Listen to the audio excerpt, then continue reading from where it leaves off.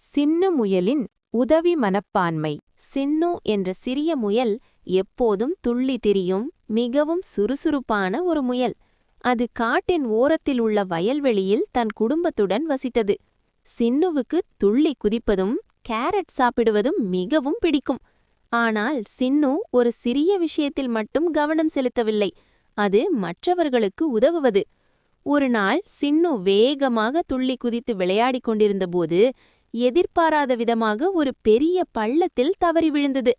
அதனால் அதன் காலில் லேசான வலி ஏற்பட்டு அதனால் வெளியே வர முடியாமல் உதவிக்காக கூச்சலிட்டது. சின்னுவின் அம்மா அப்பா அருகிலில்லை. சின்னுவின் குரலை கேட்ட சில நண்பர்கள் அதற்கு கீழே இருந்து உதவ தயங்கினார்கள்.